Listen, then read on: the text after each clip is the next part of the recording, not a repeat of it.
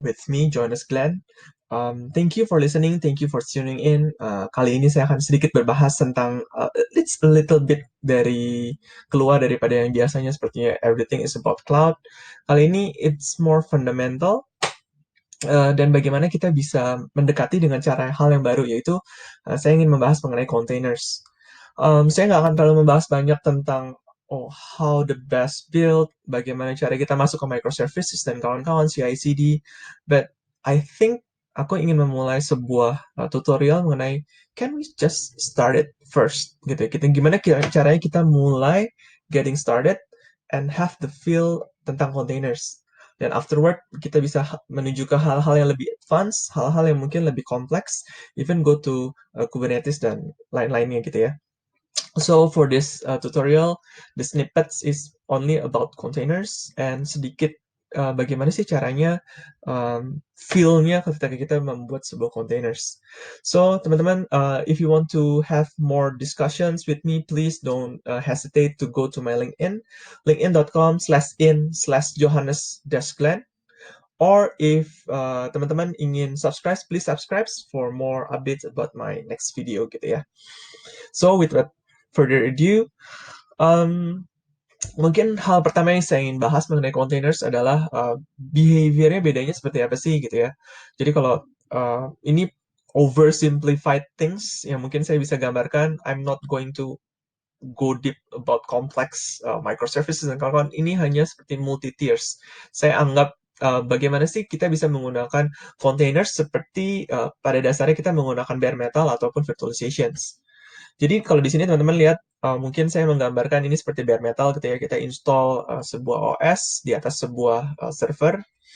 Lalu kita input semua, kita install semua modules yang kita inginkan di situ gitu. Misalkan kita punya DB, kita punya mungkin ada business applications layer gitu ya, business logic yang kita taruh di sini, ataupun nanti teman-teman akan install web server sebagai front end-nya. Ada beberapa contoh mungkin kalau teman-teman pakai yang dulu sering kita gunakan, ya, in my academic years saya sering menggunakan LAMP stack gitu ya, Linux, MySQL, PHP, and Apache gitu. Nah, ini mungkin bisa digambarkan seperti itu gitu. OS-nya Linux, DB-nya MySQL gitu ya. Nanti business logic dan front end-nya kita pakai Apache sebagai web server dan app server. Juga untuk serve the front end, kita pakai script-nya PHP language-nya. Nah, di bare metal, everything gonna be run on this very hardware dan on top of one this layer OS gitu. Kalau anything happen with the OS, then we lost everything. Kita kehilangan DB-nya, kita kehilangan all the tiers. Nah, begitu kita maju ke sebuah teknologi yang baru, yaitu virtualizations, which is sekarang udah mulai mature, teman-teman kita bisa lihat bahwa kita sekarang mulai bisa meng-create sebuah independent instance. Yang tadinya mereka ada di satu hardware, satu OS, kalau kita menggunakan multiple server sebenarnya bisa-bisa aja gitu ya. Tapi bayangannya kita cuma punya satu hardware, tapi kita ingin create multiple instance, masing-masing punya independent, masing-masing punya OS-nya sendiri. So this is virtualizations. Di atas sebuah hardware kita install hypervisor, mungkin VMware, mungkin salah satu yang paling terkenal. Lalu kita install guest OS di atasnya. Masing-masing daripada VM, virtual machines, yang kita sebut sebagai VM itu, punya objektifnya masing-masing. Contohnya di sini mungkin ada VMDB, ada VM middle layer, ada VM front end, tapi masing-masing independen. Jadi kalau ada satu, contohnya salah satu OS-nya rusak atau salah satu VM-nya down, itu nggak akan terlalu berpengaruh ke VM-VM lainnya. This is starting to decouple everything gitu ya. At least this is a beginning. Nah, keuntungan virtualization adalah dengan satu hardware kita bisa create multiple guest OS. Ada satu hal yang cukup menarik di virtualizations adalah ketika kita ingin nyalakan sebuah instance, means kita harus boot up OS-nya, kita deploy everything inside the OS, itu hanya benar-benar berjalan seperti individual instance. Now, dengan adanya teknologi containers gitu ya, sekarang kita punya satu approach yang mirip dengan virtualizations, tapi dengan cara yang jauh lebih menarik. Bukan menghilangkan virtualizations, kenapa? Karena I think somehow virtualization still more mature dalam hal teknologi saat ini. But kita mulai bisa explore mengenai containers. Kita kembali seperti zaman tradisional sebelumnya gitu ya, kita punya sebuah OS yang kita install dalam sebuah hardware. Lalu instead of kita create multiple independent instance, kita create multiple image of containers gitu ya. Jadi bayangannya adalah kalau tadinya kita punya hardware, hypervisors, lalu di atasnya ada guest OS, ada OS, lalu ada applications. Dari sisi containers kita tidak melakukan approach yang seperti itu. Yang kita lakukan adalah di atas OS, kita create container runtime. Di atas container runtime itu kita bisa create multiple containers image gitu ya. Dan masing-masing daripada image itu sebenarnya sifatnya independent. Saya nggak akan terlalu go deep di dalam teknologi containers. Teman-teman bisa cari di Dockers. Itu informasinya sangat-sangat banyak sekali. Kenapa? Karena ketika kita bicara soal multiple images ataupun multiple instance baik di virtualization maupun containers, akan banyak hal yang kita bahas di sana. Contohnya bagaimana sih caranya antara masing-masing independent image itu bisa saling communicate satu dengan yang lainnya.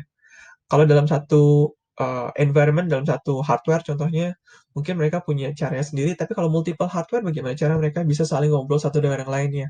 Itu akan menjadi sebuah topik yang cukup panjang untuk dijelaskan. Dan di hal lainnya adalah bagaimana caranya mereka melakukan penyimpanan ya, ataupun mereka bagaimana how they store the data gitu ya.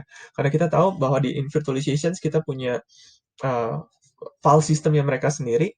Kalau di VMware mungkin kita punya di atas VMDK gitu contohnya. Kalau di container seperti apa? Kenapa? Karena containers pada dasarnya mereka adalah sebuah image, which is sebenarnya seharusnya sifatnya adalah immutable. Tetapi di atasnya kita punya sebuah write layer yang sifatnya ephemeral. Jadi kalau kita delete atau kita remove the image gitu, the running containers, means the data will gone.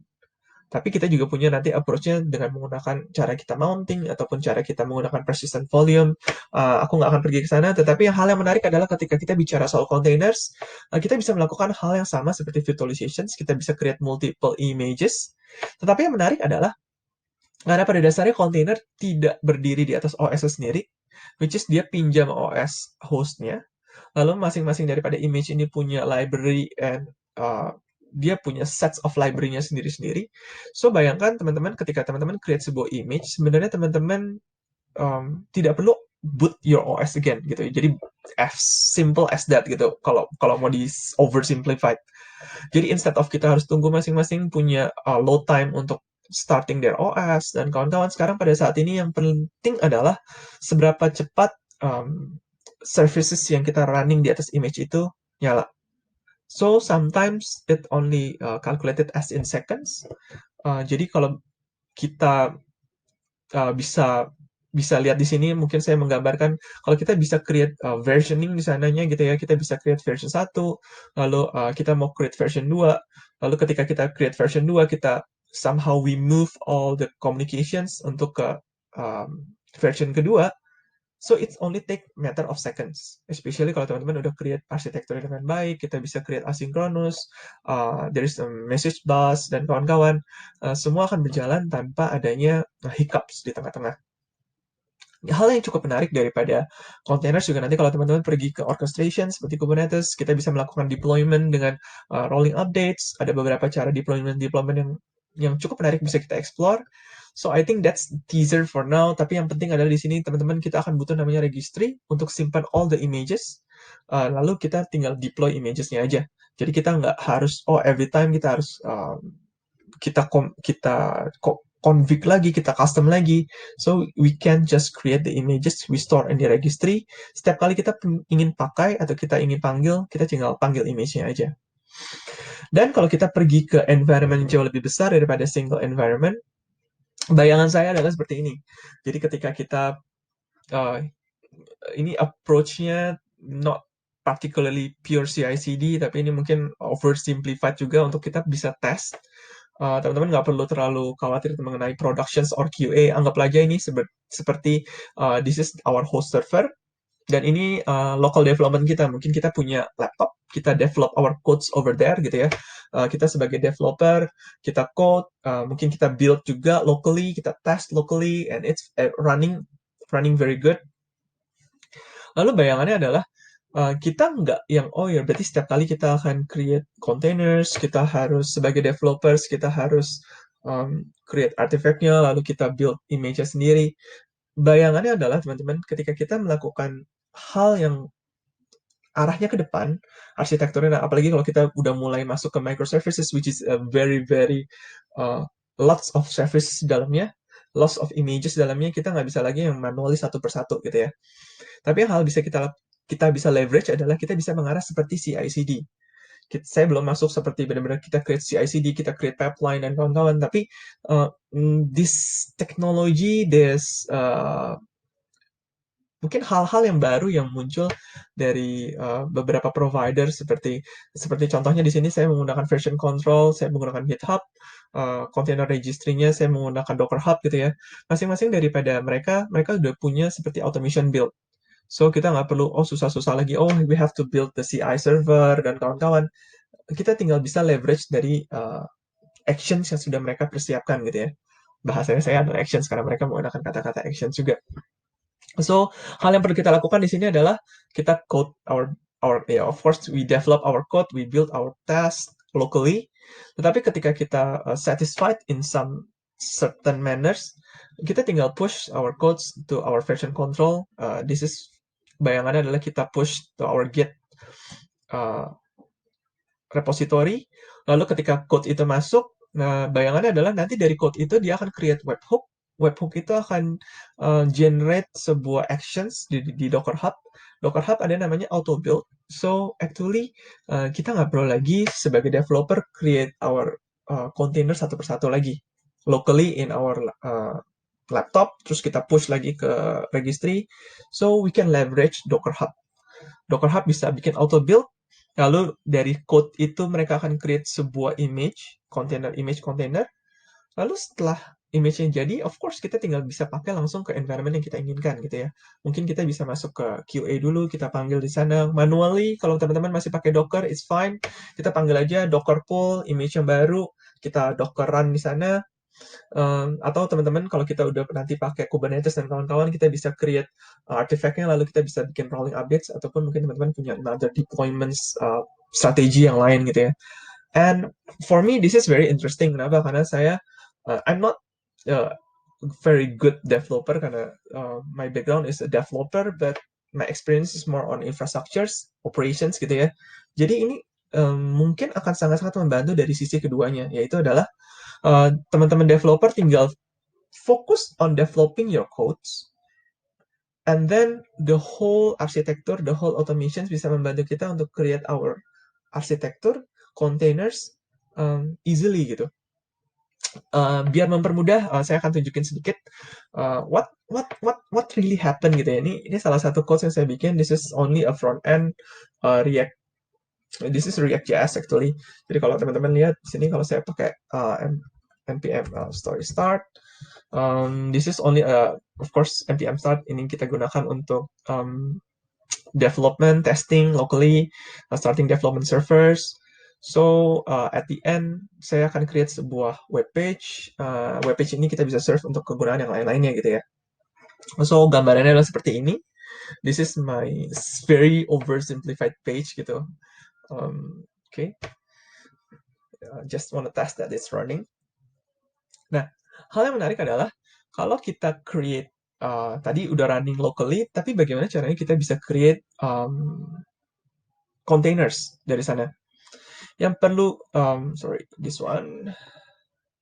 Nah, saya menggunakan this is another AWS services. This is called as AWS Cloud9. This is online IDE actually. Jadi kita punya sebuah environment yang saya bisa pakai di cloud. Kenapa saya pakai Cloud9 pada saat ini? Salah satunya adalah karena saya menggunakan Windows Home, so I cannot use Docker di sini at my laptop. So I moved to Cloud9 gitu ya. So kita bisa melakukan banyak hal di sini, ada Docker images. Tapi yang paling menarik adalah, jadi hal yang saya lakukan di sini, saya push semua code saya ke GitHub, lalu saya clone, saya taruh di sini. This is all my codes. Of course, karena kalau teman-teman codes menggunakan Node.js dan kawan-kawan, ada namanya node modules, and this is very very big, yang kayak nggak mungkin kita push everything ke GitHub dan repository lainnya karena it gonna take a lot of storage gitu ya. So I do a git ignore for this node modules. Jadi kalau teman-teman lihat di sini nggak ada node modulesnya. So kalau di run juga sebenarnya nggak bisa. Nah, hal yang paling menarik adalah ketika saya mau create containersnya, hal yang perlu saya lakukan hanya create artifactnya aja, yaitu adalah docker file. Di sini saya create docker file. Kalau teman-teman mau create more simple docker file, silahkan, karena docker file intinya adalah dia membuat sebuah script bagaimana kontainer itu akan dibuat dan bagaimana kontainer itu berjalan. Kayaknya kata-katanya gampang, Glenn, tapi kok kayaknya sepertinya susah. Sebenarnya enggak juga. Jadi kalau teman-teman lihat di sini, ini docker file yang saya bikin. This is a multi-stage docker file. Jadi yang saya lakukan adalah pertama saya akan build environment-nya dulu. Jadi yang dilakukan di sini adalah dari this is from node 13.12.0 Alpine. This is my first container gitu ya. Saya akan bikin container pertama menggunakan image-nya node version yang 13.12. Of course menggunakan yang Alpine. This is very very optimized. I mean kecil gitu ya. So dari sana kita akan bikin working directory-nya di /apps, lalu kita bikin environment-nya, dan hal yang perlu dilakukan di situ hanya create, just copy everything gitu ya. Kita copy dari sini, hal yang paling penting adalah package.json and also package log.json. Kenapa? Karena saya ingin build ulang semua environment-nya di bawahnya, yaitu kita akan melakukan clean install. Kita akan build semua node modules di sana, so I don't have to bring all the node modules. Kita akan build on the fly. Lalu kita install React script. Lalu kita copy the whole codes yang saya bikin. Lalu kita build. Nah, ketika melakukan npm run build ini, actually dia akan create sebuah folder isinya productions build yang sudah dikompil. Lalu dari sana saya akan copy semua ini masuk ke kontainer yang baru. Saya menggunakan image Nginx sebagai web servernya. Lalu saya put every the hasil dari build-nya itu saya akan masukkan ke folder HTML di Nginx. Saya expose port 80, lalu run di Nginx. Those are the steps. Nah, kalau kita udah create semua Docker file itu, yang perlu kita lakukan hanya tinggal docker build int mau namanya apa, misalkan front end versi 1 build di locally. Lalu dia akan menjalankan semua step-step itu satu persatu. Tapi karena mungkin step ini agak panjang, mungkin saya akan pause dulu video ini. Hai teman-teman, welcome back. Kalau teman-teman lihat di sini the Docker, packaging untuk kita create container image-nya sudah selesai. Jadi hal-hal yang dilakukan memang satu persatu sesuai dengan Docker file-nya. Dia benar-benar create satu persatu sesuai dengan urutannya tadi. Setelah selesai di-build, semua build folder itu akan di-move ke another containers. So hasil akhirnya adalah containers yang saya inginkan, yaitu this is Nginx yang sudah punya bundle-nya daripada semua my environment gitu ya. Jadi kalau kita lihat di sini ada Docker images,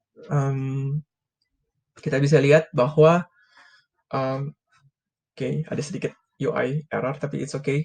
This is front end version 1 sudah selesai. Size-nya 22 mega. This is very small, right? Jadi dari sana kita bisa panggil aja. Jadi kalau teman-teman sudah biasa, mungkin teman-teman akan lakukan docker run, jalan di background. Saya kasih nama front end, portnya, karena dia running di port 80 in port 80, tapi saya mau running on the physical servernya di port 8080, saya lakukan seperti ini. Lalu saya panggil, of course, the image, itu adalah front end version 1. Jadi kita tinggal panggil seperti ini aja. It's running. Kita cek aja docker ps min a. Oke, see this is running. So yang perlu saya lakukan adalah kalau teman-teman menggunakan this Cloud9, actually Cloud9 itu running on top of EC2. Jadi saya tinggal pergi ke sini aja, saya punya public DNS dan kebetulan saya juga udah kasih akses untuk port 8080 gitu ya. Jadi yang perlu saya lakukan hanya seperti ini. And see, this is already running. Ini running dari port 8080 masuk ke kontainer saya langsung sini. So, actually it's not that hard. Dan kalau tadi kita bicara soal Glenn, tapi kan yang lo lakukan masih manual nih ya. We create this container image secara manual. Gimana sih cara kalau kita menggunakan dockerhub seperti yang tadi gitu. Jadi yang diperlukan adalah, oke, saya stop dulu ininya. Kalau teman-teman lihat di sini, saya punya sebuah dockerhub. This is my container registry.